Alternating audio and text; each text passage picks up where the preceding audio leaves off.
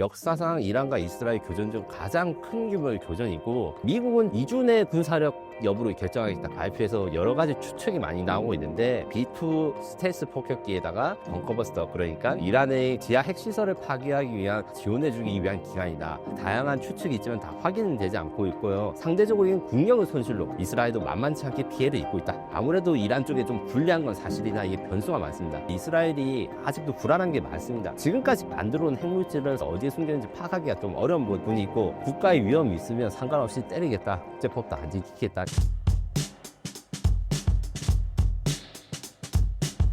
안녕하세요. 에비에이션 위크 한국 특파원 김민성입니다. 주로 K방산이나 국제 방위사업 이슈, 전쟁 등에 대해서 취재를 해서 이제 해외에는 국내 소식을 영어로 발간하고 국내에는 해외 소식을 한글로 소개하는 칼럼이나 기사들을 주로 내고 있습니다. 현재 이스라엘 이란 전쟁 상황을 전해주신다면요? 2025년 6월 13일 이스라엘이 떠오르는 사자작전 오퍼레이션 라이징 라이온이라는 작전으로 이란에 대한 대규모 기습을 진행했는데, 하룻밤에만 200대 이상의 F-15, F-35, F-16 전투기를 사용한 대규모 공습을 실행했고, 이 작전은 이스라엘은 이란의 탄도미사일과 핵무기 미사일이 이스라엘 나라 전체에 대한 실존적이고 임박한 위험, 그러니까 나라가 없어질 수도 있다는 위기감 때문에 진행했다. 그래서 예방적 자위권이라고 행사를 했고, 이란은 당연히 이 말에 동의하지 않죠. 그래서 오퍼레이션 라이징 라이온 이후에 이란은 또 진정한 약속 3, 오퍼레이션 트루 프로마이스 3인데 1, 2는 작년에 진행됐습니다. 이스라엘의 제한 공격에 대응하는 제목으로 이제 오퍼레이션 트루 프로마이스라고 했는데, 이게 세 번째 보복이라는 걸로 보복을 진행하고, 지금 6월 13일 진행돼서 현재까지 계속 진행되고 있는데, 이스라엘 경우에는 탄도탄 370발, 그 다음에 400대 이상의 무인 드론을 사용했는데, 요 같은 경우에는 지금 현재까지 역사상 이란과 이스라엘 교전 중 가장 큰 규모의 교전이고, 피해 상황으로 보면 지금 현재 이란 군 최고 지휘관, 혁명수비대 사령관, 지휘관 필요해서 최소 224명 사망, 1,400명 이상 부상을 했다고 하고, 핵 및 군사 인프라, 그러니까 핵무기를 만드는 시설 혹은 그걸로 의심되는 시설에 대한 파괴, 그 다음에 이란 방공망에 대한 제압, 군사기지, 그리고 미사일 발사대에 대한 공격이 시작되었습니다. 이스라엘은 최소 24명이 사망했다는데, 이스라엘 피해가 24명이니까 이제 일방적으로 이스라엘이 이란을 공격했다, 이렇게 바라볼 수도 있지만, 이스라엘 입장에서는 이 인명 피해도 상당히 큰 피해고, 이제 특히 국가의 기능이 상당 부분 저하되었기 때문에 수백 명 부상자나 이런 24명 사망자 외에도 병원 피격이라든가 인프라가 마비되고 이제 생산이 중단되는 이런 피해들이 상당히 있습니다. 그래서 미국은 지금 현재 얼마 전에 이준의 군사력 여부를 결정하겠다 발표해서 여러 가지 추측이 많이 나오고 있는데, 혹자는 미국이 B2 스텔스 폭격기에다가 GBU-57이라고 하는 벙커버스터, 그러니까 지금 이란의 그 지하 핵시설을 파괴하기 위한 벙커버스터를 이스라엘에 지원해주기 위한 기간이다. 아니다. 미국이 직접 참전하는 거는 두려우니까 이스라엘한테 이 벙커버스터를 건네준 다음에 이스라엘 항공기로 투하를 시키기 위해서 개조작업을 하는 기간이 2주다. 여러 가지 다양한 추측이 있지만 다 확인은 되지 않고 있고요. 향후 2주 내에 어떤 결과를 달지 사실 이거는 불확실성이 많습니다. 지난 일주일간의 교전을 종합했을 때 현재 상황을 어떻게 규정하십니까? 현재 상황으로는 지금 이스라엘이 이란의 일방적인 공격이라 사실 볼 수는 있어요. 왜냐하면 나탄즈 이스파인드의 핵심 시설, 케르만사 같은 탄도미사일 기지, 그다음 군지부, 무엇보다 석유 및 가스 시설을 해서 이란의 전체적인 국방력뿐만 아니라 산업 인프라까지 지금 일방적으로 두드려 맞고 있는 상황입니다. 특히 나탄즈 핵시설 같은 경우에는 전력 공급이 차단돼가지고 원심 분리기 조립도, 그러니까 핵물질을 만들기 위해서 약간 짤순이라고 하죠. 이런 그 탈수기랑 비슷한 원리로 핵물질을 만드는 이 원심 분리기가 파괴되는 등 인프라에 상당한 피해를 입었고, 이스라엘 측 같은 경우에는 이제 병원, 미사일, 그 다음에 이제 여러 가지 시내 건물, 이런 대규모 시가지에 대한 공격이 진행되어가지고 그 건물이 파괴되는데, 인명 피해는 크지 않지만 이런 게 한번 파괴되고 이제 공습 경보가 울릴 때마다 업무나 작업을 못 하잖아요. 이런 피해가 좀 많습니다. 이스라엘이 이란에 큰 피해를 줬습니다. 그렇다고 이스라엘이 유리하다고 볼 수 있을까요? 이게 참 스코어가 이 비대칭적인 국력의 차이로 인한 특성인데, 기본적으로 이스라엘은 이란의 탄도미사일을 대단히 많이 막아내고 있고 그 성공률도 높은 것은 맞습니다. 약 370발 이상의 탄도미사일 중에서 90% 이상이 요격이 됐는데, 90% 이상이 요격됐다는 걸 10%가 뚫렸다, 이 말인데, 이 뚫린 대상 중에서는 아이언돔이라든가 이런 미사일 방어 기지도 있고, 혹은 공군기지라든가 아니면 시내 밀집 지역 이런 데 한두 발이 떨어져도 이스라엘 입장에서는 국토가 작고 인구가 작기 때문에 상대적으로 피해가 좀 크다. 그러니까 절대적인 규모에서는 이스라엘보다 이란의 피해가 엄청나게 크지만 상대적인 국력의 손실로, 그러니까 퍼센트로 봤을 때는 이스라엘도 만만치 않게 피해를 입고 있다. 이렇게 정리할 수 있습니다. 만약 이번 이스라엘-이란 전쟁이 장기전으로 길어진다면 어떻게 될 것이라고 보시나요? 저는 지금 현재 상태를 저강도 확전 상태라고 이야기를 하고 전면전으로 갈지 안 갈지 이게 좀 중요하다고 보는데, 전면전으로 갈 경우에는 기본적으로 이 피해 상황을 논하는 것 자체가 무의미한 엄청난 전 세계적인 참사가 벌어질 것이라고 생각하고, 다만 그것이 쉽지는 않아요. 그 쉽지 않다는 거는 상호 간에 핵무기를 사용하고 이 정도까지는 아직은 갈 가능성이 낮다. 그러면 어떻게 되느냐? 지속적인 방공망 소모전, 그러니까 미사일을 쏘면 미사일이 소모되고 미사일을 요격한 미사일을 소모되고, 그래서 이란 측은 공격 자산이 계속 소모되고 이스라엘 측은 방어 자산이 계속 소모되는데, 이 와중에 변수는 이스라엘의 항공력이에요. 이스라엘의 항공기들은 지금 현재 이란 영공을 마음대로 해집고 있는데, 이란은 빠른 속도의 미사일 외에는 이스라엘을 공격할 수단이 없어지거든요. 그래서 이런 상황에서 이란의 공격 미사일이 떨어지느냐, 이스라엘의 방어 미사일이 떨어지느냐 했을 때 아무래도 이란 쪽에 좀 불리한 건 사실이나 이게 변수가 많습니다. 무슨 변수냐면 이스라엘이 자체적으로 요격 미사일 많이 생산합니다. 다비드 슬링이라든가 에로우라든가 뭐 아이언돔 이런 것들이 다 이스라엘제인데, 여기서 미국 부품을 많이 들어온 것도 있고, 그 다음에 미국산 패트리어트 이 요격 미사일을 미국이 지원을 해줘야 돼요. 트럼프 입장에서는 당연히 지금 지원을 해준다고 이야기를 하고 있지만, 트럼프는 기본적으로 이란과 친한 러시아와 아주 밀접한 관계를 요새 자랑하고 있는 데다가, 이번에 이란과의 핵 협상에서도 이스라엘은 이게 많이 의심했거든요. 미국이 혹시 이란의 편의를 좀 봐주는 거 아닌가, 핵 능력을 보존시켜주는 거 아닌가, 이런 의심을 하고 있는 차라 가지고 이스라엘 입장에서는 불안감이 여전히 있습니다. 현재 이번 분쟁에 대한 각국의 입장은 어떤가요? 미국 트럼프 행정부는 이스라엘 공격한 게 좀, 자기들은 공격에 참여를 하지 않고 있다, 자기가 도와주지 않고 있다 말은 하면서도 향후 2주 안에 분쟁에 개입할지 직접 개입할지 여부를 결정하는데, 계산된 모호성이라고 전문가들이 이야기하는데, 이 계산된 모호성이라는 것이 특징이, 그래서 트럼프가 어떻게 하겠다는 거에 대해서 확실한 답을 누구도 못 내고 있어요.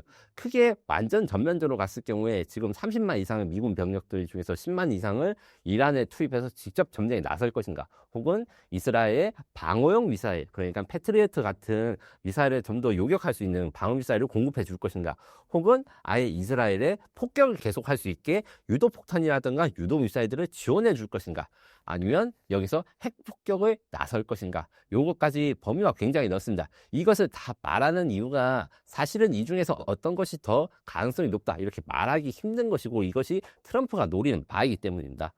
이 외에도 사우디아라비아, UAE, 요르단, 이집트, 터키를 포함한 20개 아랍 및 이슬람 국가들이 이 이스라엘의 행동에 국제법 위반으로 규탄을 하고, 최근에 들어가지고 이제 한국과 일본 정부도 지금 이스라엘의 공격에 규탄을 하고 있는데, 그 이스라엘이 주장하는 자위권이 유엔에서 사실 인정하고 있지 않습니다. 그러니까 공격을 받기 전에 먼저 선제 타격을 했기 때문에 이런 문제가 있는 것인데, 원래는 사우디아라비아랑 이란이랑 사우디아라비아, 이란, 그다음에 사우디아라비아, UAE 사이가 그렇게 좋지 않아요. 왜냐하면 같은 이슬람이지만 종교가 좀 다른 게 있기 때문에. 그럼에도 불구하고 사우디아라비아는 처음으로 공식적으로 이란을 공격한 건 잘못됐다 이렇게 내놓은 것은, 아무래도 이스라엘의 행동이나 이런 것들이 좀 이란 중동 정서를 흔들리는 약간 빌런적 성격이 아무래도 있습니다. 왜냐하면 이스라엘 입장에서는 이란이 핵을 만들면 바로 우리를 공격하겠고 우리나라는 지구상이 사라진다, 이런 식으로 네타냐후 총리가 이야기하는데, 요건 사실 증명되지 않은 이야기고,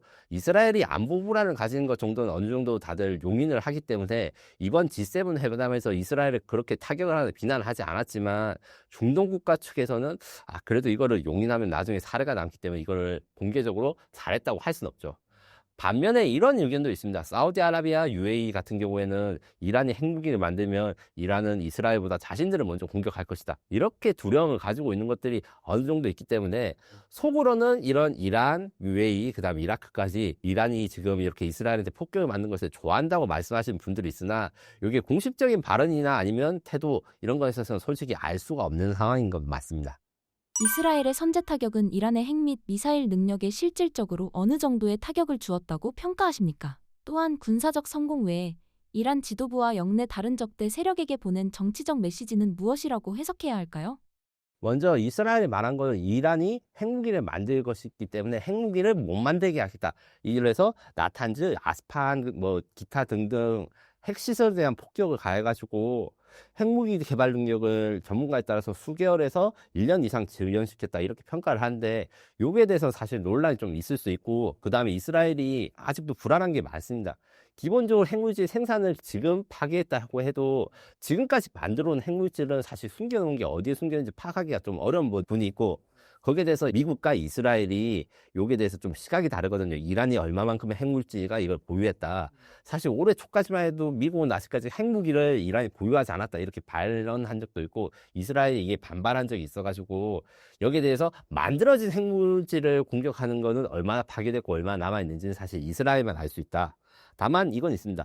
핵무기를 만들고 그 핵무기를 운반할 수 있는 미사일 같은 경우에 그 다음에 군사력 같은 경우에는 많이 파괴가 되어가지고 케르반사든 주로 미사일 기지와 생산시설 파괴된 건 확실하고 이런 것 같은 경우에는 이란이 지하에다 많이 숨겨놨지만 그것도 한계가 있어요. 지하에다 숨겨놓으면 입구가 파괴되면 그 미사일을 꺼내거나 쏘지 못하는 점이 있고 그 다음에 생산시설 같은 거는 어느 정도 지하에다 만들 수 없는 것들이 있습니다. 그런 것들은 확실하게 파괴되었다. 그리고 지휘부 및 인적 자본이 제거되었다 하는데 혁명수비대 그다음에 군 총참모장 등 최고위급 지도자들을 그 전쟁 첫날에 암살을 통해 가지고 드론을 사용하거나 아니면 미사일을 사용해서 암살했고 핵과학자들을 10여 명 이상 살해된 걸로 지금 이야기되고 있어서 이것을 전략적 인적 자본 제거라는 작전인데 이란의 전쟁 지휘 체계랑 핵 개발 두 배를 마비시켜 가지고 이란의 핵 능력을 저하시킨 것은 사실이다. 근데 요거 같은 경우에는 문제가 된 게 특히 핵 과학자인데 핵무기를 만드는 거는 사실은 이제 어느 정도 공대생들 많이 모여있으면 가능하다고 이야기는 하지만 문제는 뭐든지 프로젝트의 관리, 그 다음에 노하우, 그러니까 문서로 쓸 수 없는 약간 쉽게 말하면 짬밥이라죠. 요걸 무시할 수가 없거든요. 같은 원심 분리기 분리하면 핵물질이 나온다는 것도 어떻게 하면 더 잘 분리될 수 있어요. 이런 거 경험적인 것들을 알 수 있거나 말할 수 있는 시니어 핵과학자들이 많이 죽었기 때문에 이란 입장에서는 뼈아픈 손실을 봤다. 그리고 마지막으로 이야기할 수 있는 거는 이란의 방공망이 완전히 붕괴되어서 지금 현재 이란에는 이스라엘 항공기가 매우 자유롭게 돌아다니고 이란이 막을 수가 없는 상황입니다.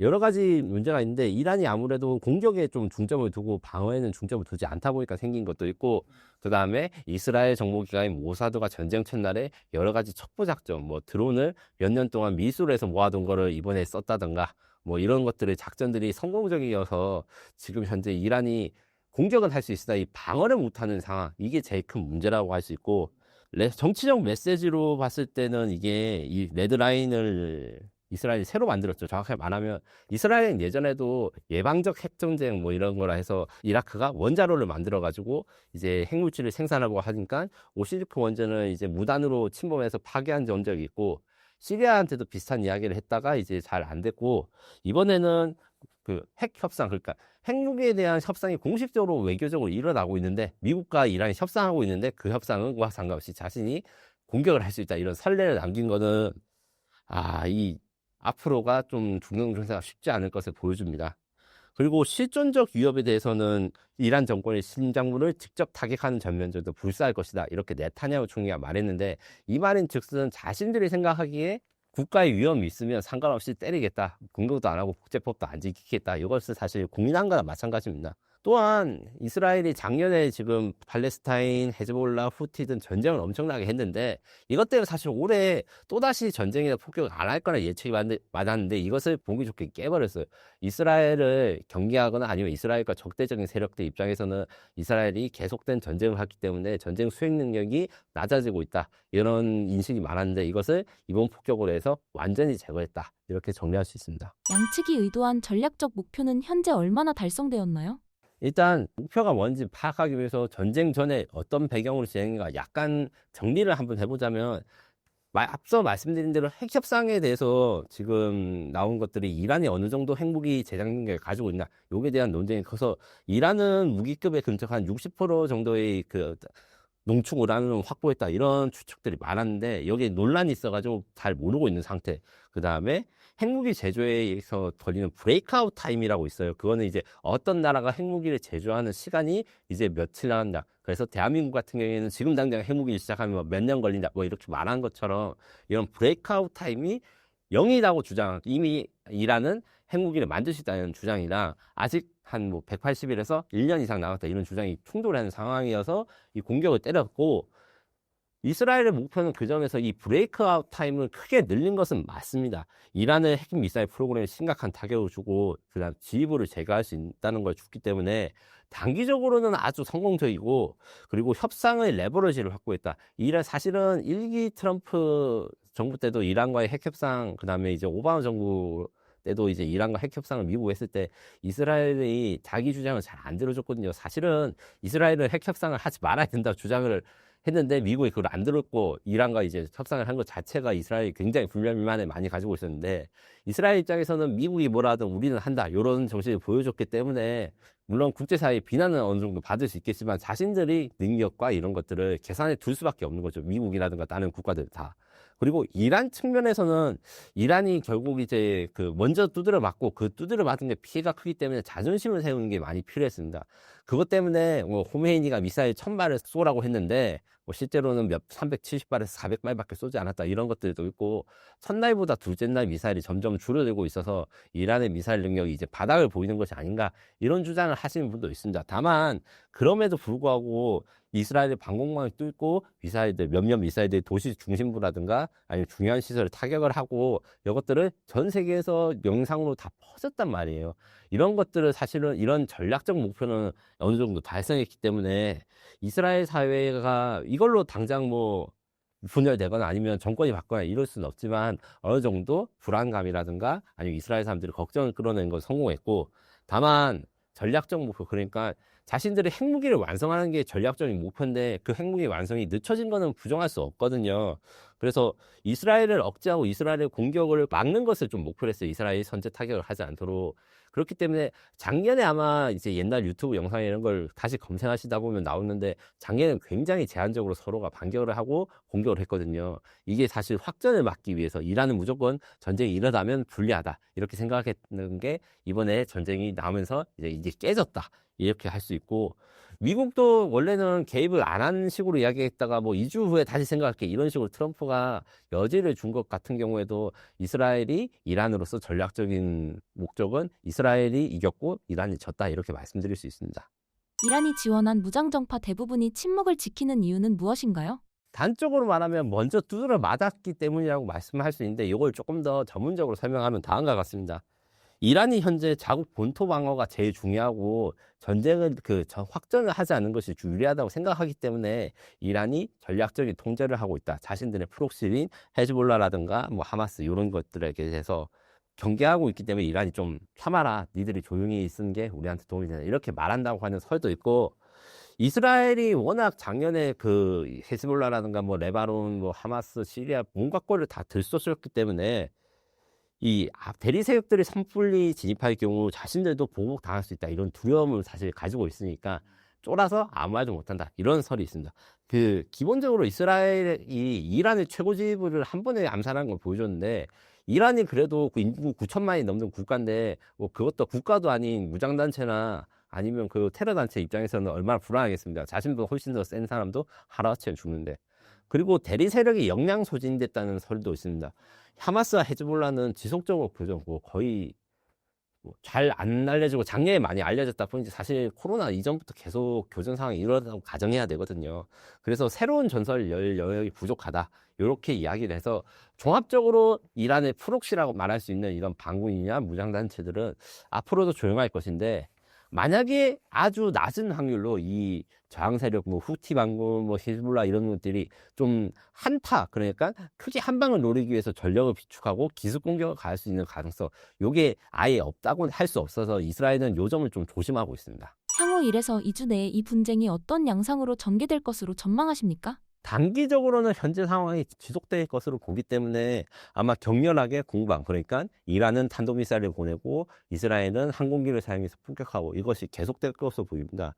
이스라엘 특히 대놓고 이란이 핵무기 생산 능력이 완전히 없어질 때까지 공습을 지속하겠다는 건데, 솔직히 말씀드리면 이스라엘의 공격력으로는 영원히 공습을 해도 이란의 핵능력을 없앨 수가 없어요. 왜냐하면 핵무기라는 게 시설이 많이 필요하긴 하지만 비축이라든가 보관은 아주 쉽기 때문에 이 폭격으로 모든 것을 다 파괴하거나 찾아낼 수 없거든요.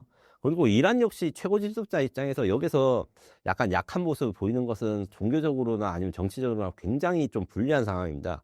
그럴 때 아무리 제한되거나 힘들더라도 이란은 있는 자원 없는 자원 끌어모아서 이스라엘에 대한 공습을 계속할 것이고, 이게 공방이 계속되는 게 1, 2주까지는 괜찮은데 이게 장기적으로 갈 때는 문제입니다.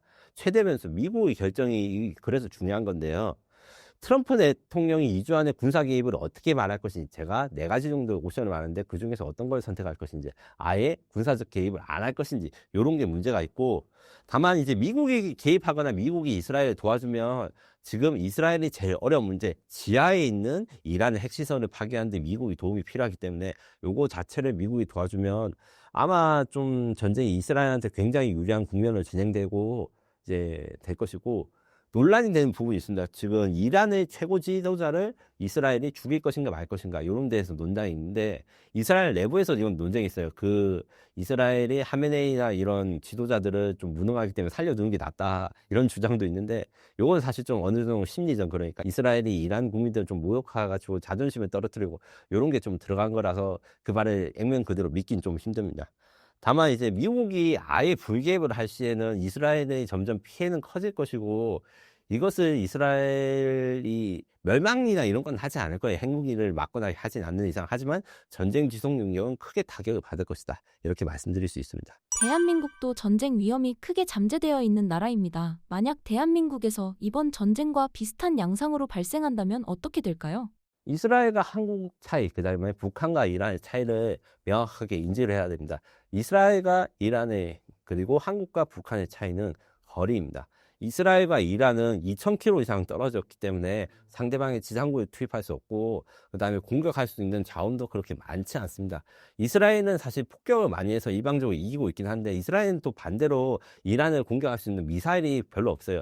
제리코라는 탄도미사일이 있는데 이거는 핵탄두를 가지고 있어가지고 핵전쟁이 일어나지 않는 이상 쓰기 어렵고, 그래서 미국제 항공기를 사용한 폭격만이 가능한데, 이 폭격이라는 것이 아무래도 돈도 많이 들고 그다음에 폭탄이 소진될 수도 있고, 무엇보다 이란이 혹시 지금은 괴멸됐다 하는데 갑자기 또 방공망을 다시 복구를 하거나 이렇게 되면 항공 피해가 상당하기 때문에 이게 좀 한계가 있고, 다만 우리 같은 경우에는 요거랑 다른 게, 우리나라가 이스라엘과 달리 핵이 없는 건 좀 안타깝지만 그래도 비핵 미사일 전력으로서는 사실 이란을 좀 저는 뛰어넘는다고 말씀드리고 싶어요. 종합적인 능력으로는. 그래서 몇백 개 이상의 탄도미사일이 북한이 도발하거나 전면적으로 했을 때 평양이라든가 핵심 목표를 그 방공망 군기 없이 단순히 첫날에 할 수 있다, 이것이 차이점이고, 반대로 북한의 경우에는 우리 수도권과 국경을 맞대고 있기 때문에 장사정포 혹은 초대형 방사포 이런 것으로 이제 수도권 타격을 노리고, 이것들에 대해서 완벽하게 우리가 방어하지 못하는 게 사실입니다. 그래서 인명 피해는 사실 이스라엘보다는 많이 나올 수가 있는 게 엄연한 사실이지만, 반대로 북한에 대해서 인명 피해는 이스라엘이 지금 이란에 가한 것보다 훨씬 더 깊고 강하게 할 수 있다, 이렇게 말씀드릴 수 있습니다. 북한에 큰 타격을 줄 수 있는 한국 방산무기는 어떤 게 있을까요?